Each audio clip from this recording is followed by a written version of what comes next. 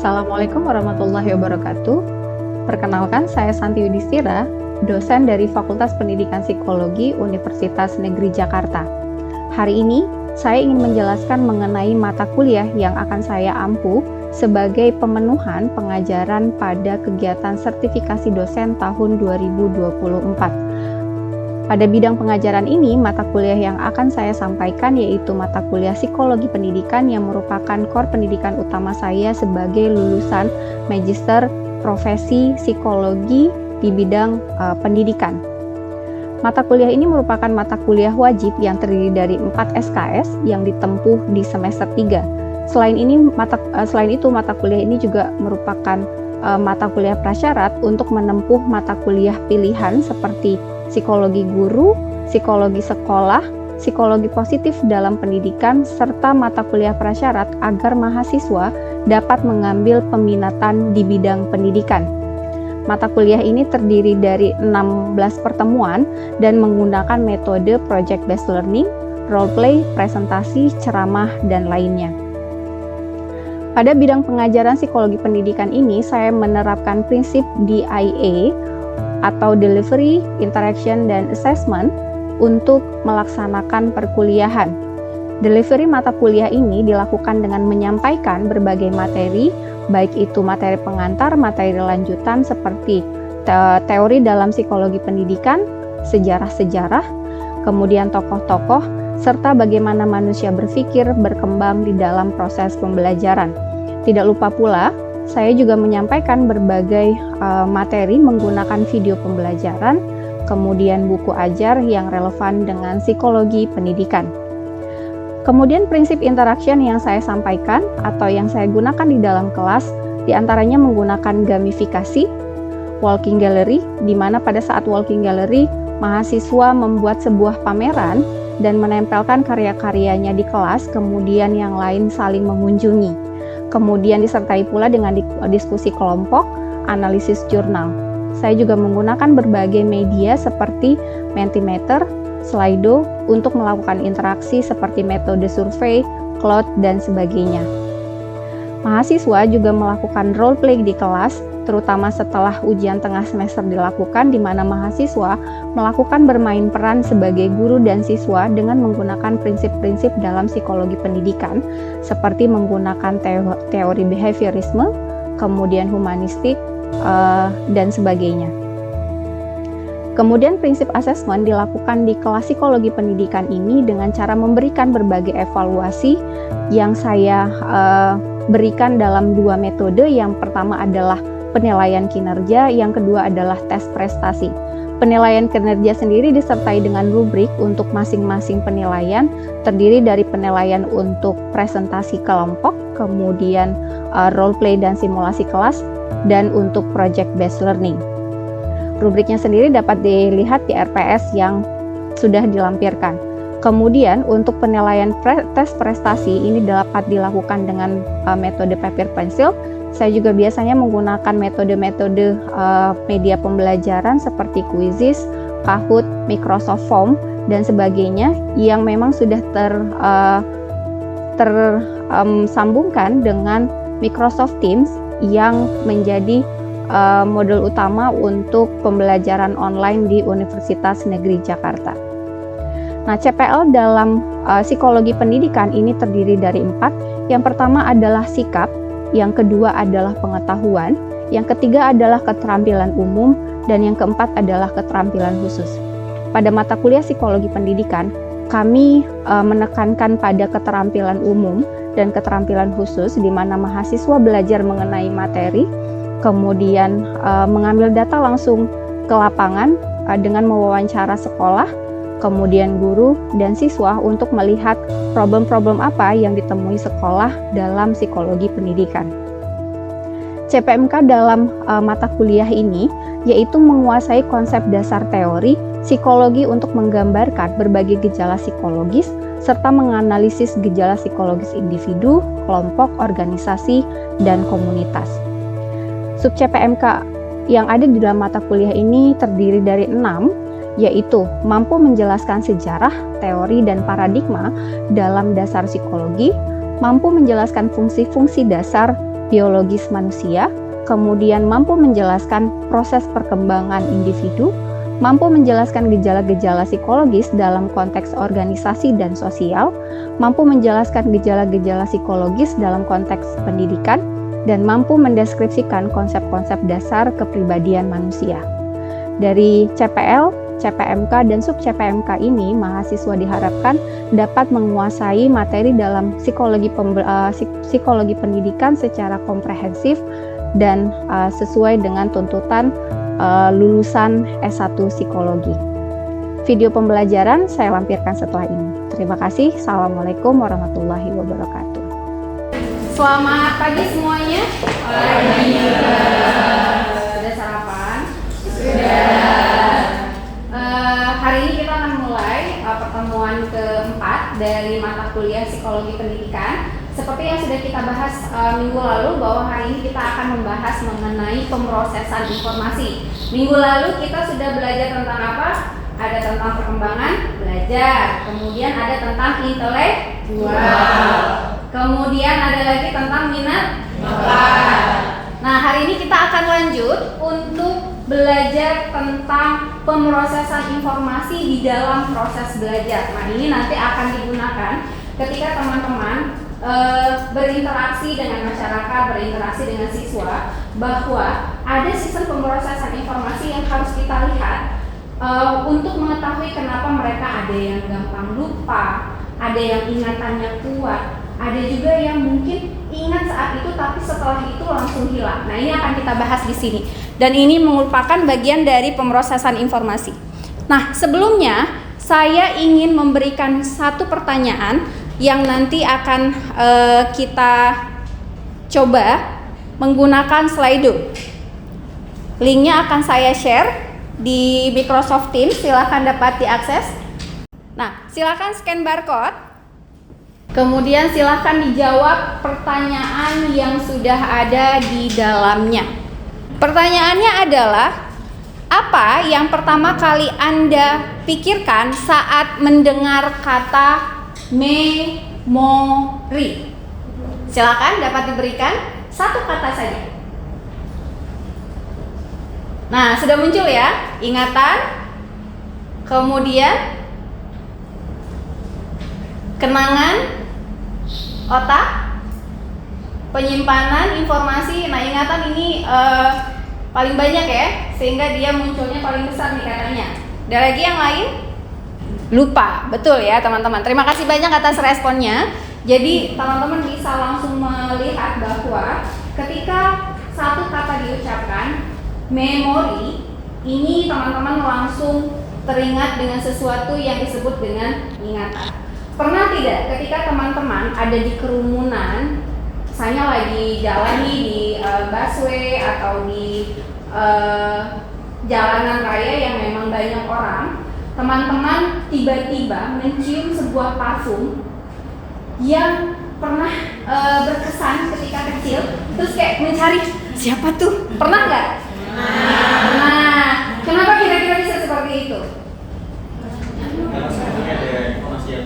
Betul, karena parfum yang lewat tadi, padahal kita tidak tahu nih siapa di kerumunan itu yang pakai parfum. Parfum yang lewat ini mengingatkan kita terhadap suatu memori masa lalu. Atau yang lebih sering terjadi, musik.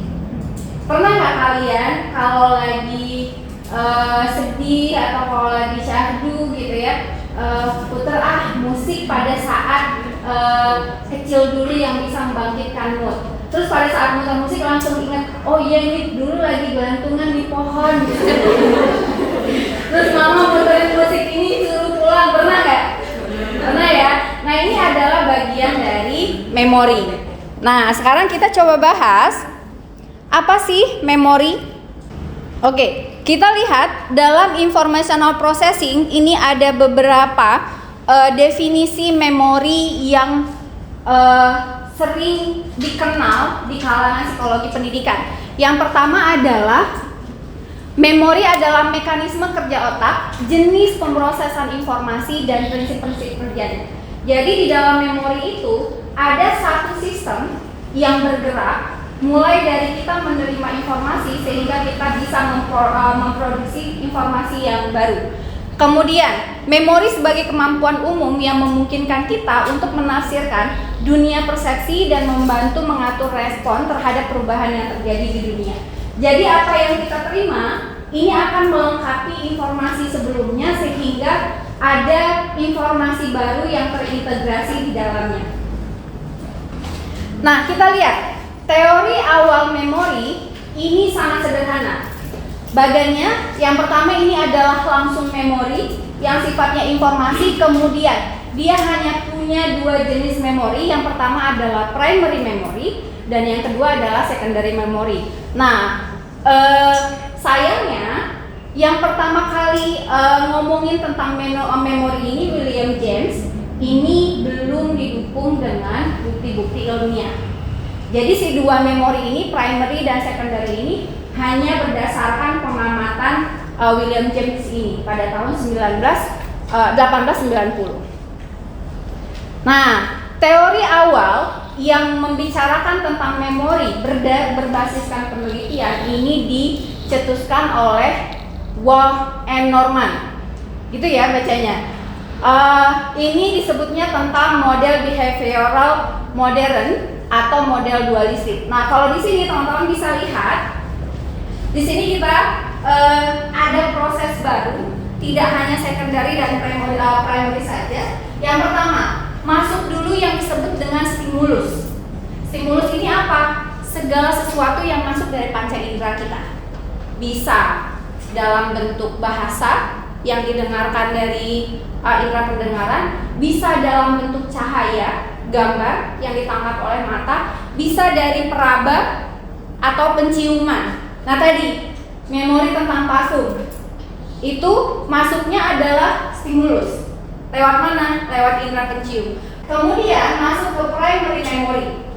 Nah, dari primary memory ini kalau dibuat berulang, ini nanti akan menjadi secondary memory. Kalau misalnya tidak diulang, ini akan dilupakan. Jadi bisa aja kalau kita lewat lagi ada kejadian di jalan raya, kecelakaan misalnya, terus kita lihat sebentar aja, tidak kita simpan, udah lupa. Tapi kalau misalnya setelah kita lihat, kita nungguin sampai gimana itu yang kecelakaan, dibawanya pakai ambulan yang mana misalnya, ini akan masuk ke secondary memory. Kalau diulang lagi, ini masuk lagi ke primary memory. Ini adalah model awalnya. Nah, ini teori yang sudah diperbaiki dan ini adalah yang diaku sebagai teori awal dari memori. Ini oleh Atkinson dan Shiffrin ya. Kita masuk ke yang disebut dengan short term memory. Short term memory adalah kapasitas penyimpanan yang lebih kecil dari long term memory. Berarti long term memory nanti kapasitas penyimpanannya lebih banyak atau lebih besar. Nah, kapasitas penyimpanan yang terbatas ini tetap ada pemrosesan informasi di dalamnya. Jadi dia penyimpanannya tidak terlalu lama dan tidak terlalu banyak. Nah, kita lihat ya. Untuk short term memory ini maksimal memuat 7 unit. Jadi kalau misalnya saya menyebutkan 7 nama yang belum teman-teman kenali, kalian akan mengingat 7 nama ini. Tapi kalau saya teruskan menjadi 10 nama, kalian butuh mencatat biasanya. Karena ketika udah masuk ke angka ke-8, 9, 10 itu udah mulai mudah. Bahkan 7 yang sebelumnya nanti juga akan terlupakan. Kemudian jika Anda melemparkan segenggam kelereng ke lantai, Anda paling hanya mampu mengamati secara sekaligus 6-7 kelereng. Ini adalah kata Miller. Jadi Miller membuat sebuah penelitian menggunakan kelereng lalu dilempar, orang disuruh mengamati. Miller mengatakan dari banyak kelereng yang dilemparkan, mungkin hanya ada 7 kelereng saja yang teramati. Itu juga sudah maksimal. Sisanya tidak teramati oleh kita. Ya. Berikutnya, nah sekarang saya ingin mengatakan tentang yang disebut dengan short term memory dan chunking. Chunking ini adalah memberi makna terhadap unit yang ada di dalam informasi. Unitnya bisa apa aja? Salah satunya adalah huruf. Kita lihat ya. Di atasnya ada unit A, P, B, W, M, C, H, D, O. Nah, chunking itu dengan memberikan kata sehingga unitnya menjadi lebih bermakna. Misalnya, ayah pakai baju warna merah, celana hitam, dasi oranye. Lebih gampang mana mengingat yang sudah dicaking atau yang belum? Yang sudah ya? Coba, teman-teman coba ingat ini. AP. Nah, saya hilangkan. Coba ulang.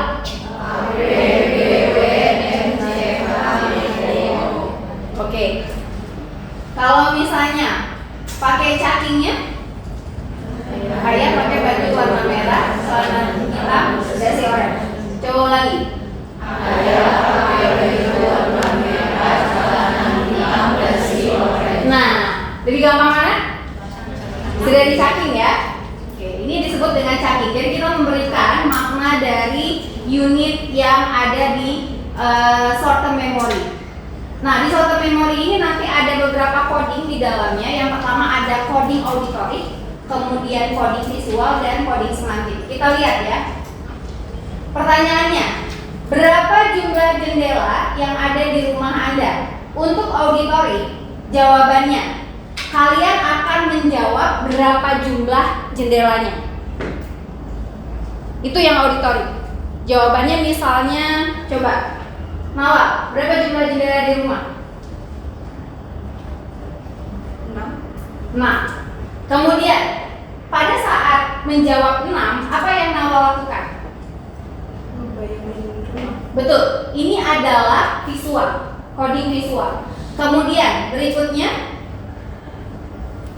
berhubungan dengan sesuatu yang bermakna. Pasti pada saat membayangkan tidak hanya jendela yang kosong, pasti ngebayangin ada gordennya warna apa, di samping jendela ada apa, atau keinget orang tua yang kadang buka tutup, atau misalnya ada satu jendela yang bermakna saya pernah jatuh di sana, itu pasti keingat lagi. Nah, ini adalah coding semantik ya. Oke, kita lanjut. Yang berikutnya adalah working memory.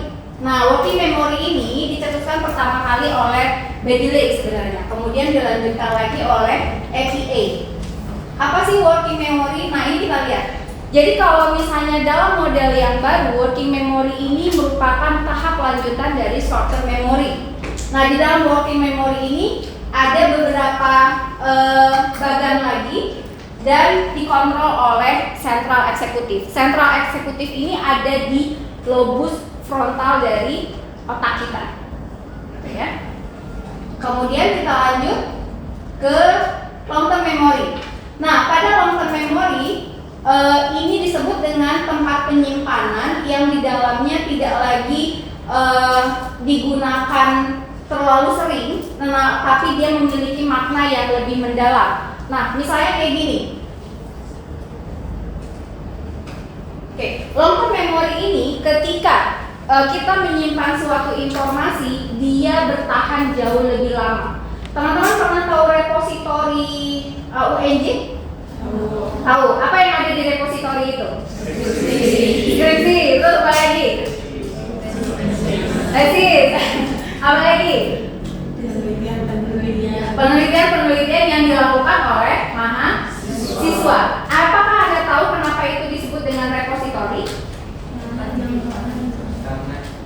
Nah, karena repository itu adalah salah satu ruang penyimpanan jangka panjang. Nah, makanya repository itu adanya di long term memory. Kira-kira kenapa ya skripsi itu disimpannya di repository? Karena memiliki makna dan bisa diambil lagi. Contohnya, bisa diambil lagi bagaimana? Bisa diakses ke pihak peneliti. Bisa diakses kembali oleh mahasiswa untuk dilihat apa yang sudah dikerjakan oleh kakak-kakak kelas sebelumnya, begitu ya. Nah, salah satu lainnya adalah kakak kelas yang udah lulus, benar nggak? Ya. Jadi mereka menyimpan memori mereka ketika kuliah di skripsi itu dan ditaruhnya di repository. Nanti kalian kalau udah lulus juga gitu. Nah, bagaimana cara mengambilnya kembali? Itu yang disebut dengan retrieval. Retrieval itu mengambil kembali apa yang sudah disimpan di long term memory.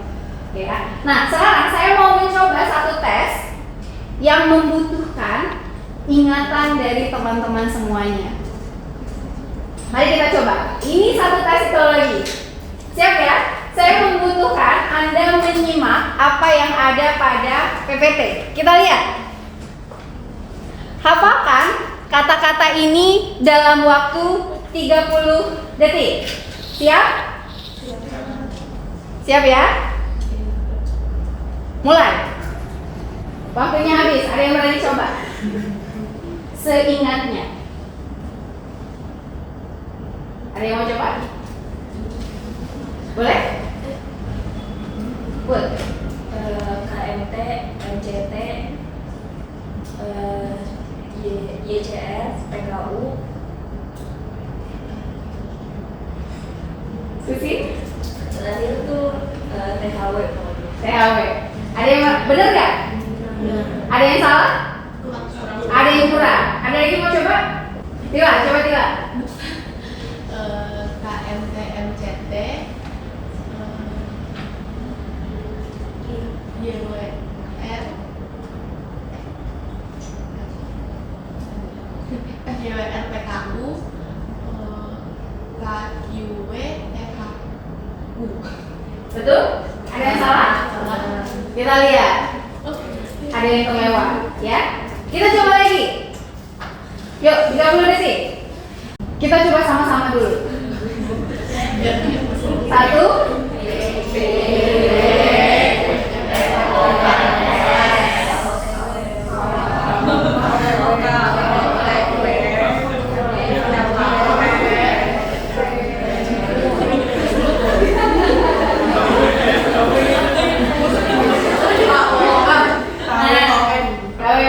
Kita lihat ya.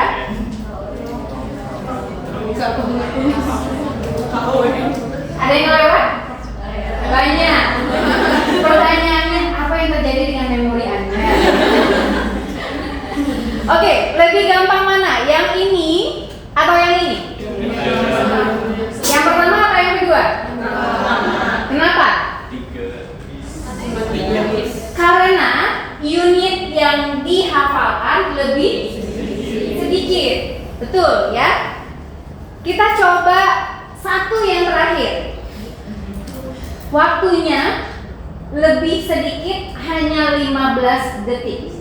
Siap-siap ya? Yuk.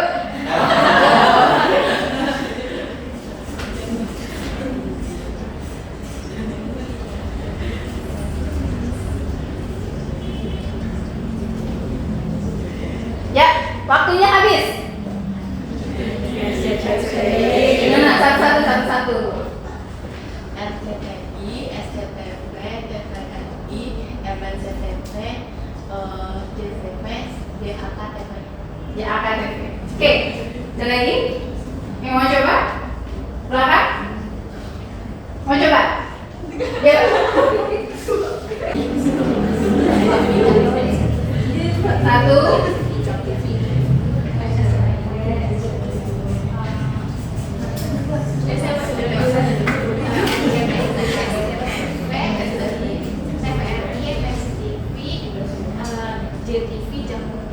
Oke, sip ya. Apa yang membedakan dua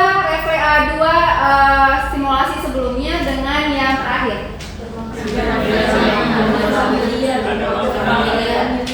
Yang ini? Sebelumnya sudah ada informasi. Kalau yang dua sebelumnya? Belum. Mana yang disebut dengan memori jangka pendek? Mana yang disebut dengan memori jangka panjang? Ini jangka panjang. Yang tadi? Nah, ketika teman-teman menghafalkan dua sebelumnya, ini merupakan informasi baru. Masuknya ke mana? Memori jangka pendek. Sedangkan yang ini bukan informasi baru. Jadi kita bukan menerima informasi baru, tetapi memanggil atau mengambil kembali informasi yang sudah disimpan. Kalau ngomongin RCTI, saya dulu ingetannya gini, yang ibu-ibu ada di saung, di tengah sawah, RCTI. Jadi diingat ya. Oke. Selanjutnya teman-teman, untuk ngecek pemahaman Anda di dalam pembelajaran ini, kita akan coba kuis. Silakan dijawab kuis ini menggunakan Kahoot. Oke, silakan join Kahoot, pinnya yang ini. Atau scan barcode-nya yang ada di atas. Oke, kita mulai lagi ya. Nah, sudah ada sekitar 20 orang yang join, masih kita tunggu. Kita akan mulai. Silakan diisi. Next ya, soal berikutnya. Silakan dilihat. Memori yang hanya memuat 7 unit disebut dengan. Oke, jawabannya adalah short term memory. Pinter. Next. Nah, Amelia luar biasa ya. Berikutnya, kapasitas penyimpanan memori yang paling besar ialah. Gampang ya? Oke, long term memory. Jawabannya tepat semua. Berikutnya, tokoh yang mencetuskan mengenai working memory yaitu. Nah, ini agak mikir nih. Jawabannya adalah Berkeley ya. Wah, Norman ini yang pertama kali membuat penelitian tentang memori. Ya. Apa? Pertanyaan terakhir. Oke. Nat, siapa ini Nat? Mantap. Lanjut ya. Pertanyaan terakhir. Lupa dalam memori adalah. Jawabannya adalah tidak mampu mengingat informasi. Karena kalau misalnya memudar ingatan yang disimpan, ini disebut dengan decay. Kemudian memudarnya ingatan akibat kecelakaan, ini berarti ada disebut dengan, ada yang tahu nggak? Amnesia, betul. Hilangnya kesadaran setelah belajar disebut dengan pingsan. Betul ya? Jadi jawabannya adalah tidak mampu mengingat informasi yang diinginkan ya. Jadi yang lupa sama mantan ya. Oke, pemenangnya kita lihat.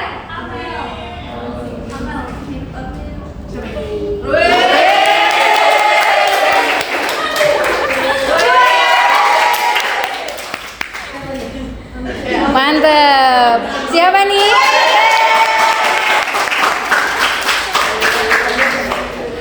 Oke, yang tiga ini nanti akan saya berikan poin tambahan untuk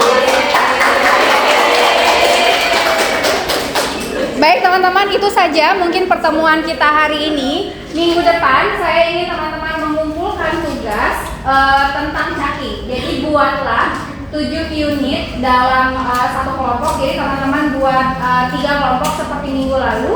Lalu silakan buat unit cacking dan buat cackingnya apa. Ya, minggu depan akan saya tanyakan sebelum kita memulai materi berikutnya. Ada yang mau ditanyakan sebelum kita tutup? Cukup ya? Baik, terima kasih banyak teman-teman atas kehadirannya hari ini. Kita ketemu lagi minggu depan. Assalamualaikum warahmatullahi wabarakatuh.